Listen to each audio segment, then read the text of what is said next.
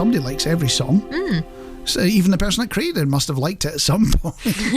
There's a wee natter on Bo Radio, and I'll dig myself out of this hole with a message from Sylvia Goddard, who is listening from Basingstoke, which is a very extended part of Sherwood. It is. And the way we've achieved that is you look very, very closely on Google Maps. So you type Sherwood into Google Maps, it draws an outline. If you look very, very close, there's a tiny little thin line that goes all the way down to Basingstoke and draws a little circle around it. You could just about see it if you zoom all the way in. She's saying, hello, I'm still here and enjoying it. Uni is finished now, so I'm home for quite a few weeks. Nice. Enjoy the break and enjoy the exams when you go back as well. That's the one thing I remember about Christmas break at university. That's it, ruin it for Sylvia. Well, you're supposed to be studying over Christmas break, you see. She will be. I'm sure she will. I'm sure. And it's funny how this show, and we're talking about students, but it's funny how this show ends up on food all the time, isn't it? It is, yes. And there is a certain food faux pas that Jenny has touched or found on the internet that I'm not sure about. Do you want to tell us all about it? Yeah, I read somewhere that more than half of Brits aged 25 or below, I think that's actually wrong because I know I'll be doing this, will put ketchup on their Christmas dinner this year. Now, is that wrong? Ketchup on your Christmas dinner?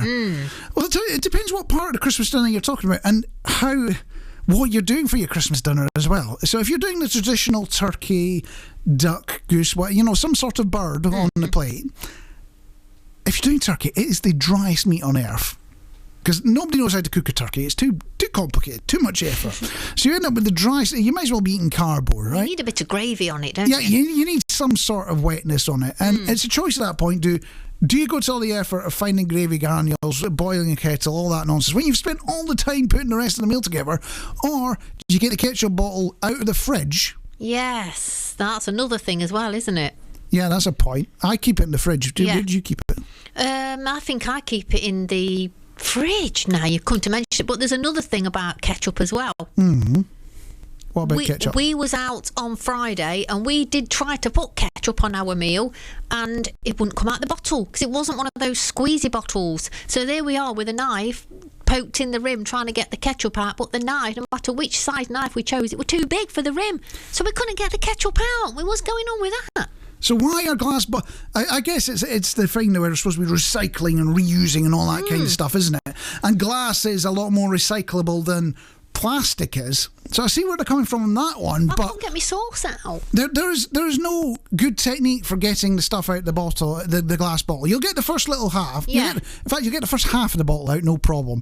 Anything beyond that, You shot it, haven't you? it's either the knife goes up the bottle. Yeah. And I've seen that go wrong. And then the bottle goes flying. It smashes on the floor, and you've wasted all the ketchup at that point. Or it all comes shooting out. And you can't see none of your mash anymore because it's just all covered in a red mound. Maybe I don't want to start a conspiracy theory, right, dear listener, but maybe Heinz are trying to sell more ketchup here, right? So what they're doing is that they know that you're only going to get half the bottle out or you're going to get the whole thing splattering all over your plate and you're just going to be drinking ketchup, right? Yes. They know that that's what's going to happen.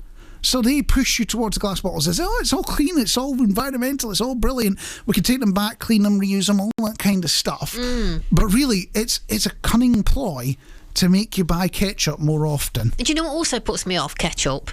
You know, if you don't actually get the ketchup out and you just get that clear kind of running juice with a tinge of red in, I can't, that just throws it off for me. I'm like, I've spoiled my dinner now. Do you know what I mean? I know what you mean. Yeah. And there is a term for it that we cannot use on this fine radio station.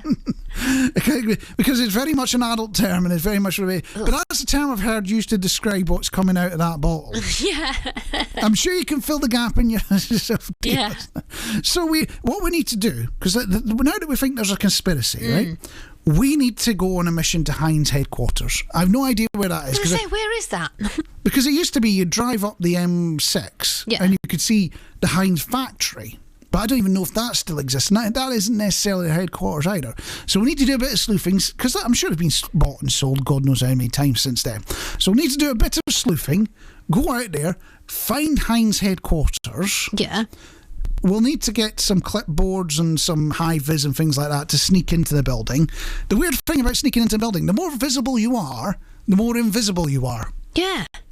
So if you go in looking like a workman, you'll get straight in, no problem. So we'll sneak into the Heinz building. We'll work our way up to where the boss's office is. Yeah. And we'll start rifling through their paperwork. I don't know why I'm saying rifling through their paper like there's some really old-fashioned setup or something. Mark, I think the factory could be in Wigan. Yeah, that's what I'm talking about, just off the M6. Grapevine, yeah. Yeah, it's up Wigan direction. I don't know if that's where their headquarters are, but we'll sneak into the headquarters, we'll sneak into the boss's office, and we will find the evidence to prove that the ketchup manufacturers are using glass bottles to make us buy more ketchup. I know it sounds like a conspiracy, but I think we will find good, solid evidence of this. We'll bring you up to date with that one, dear listener, from jail next week.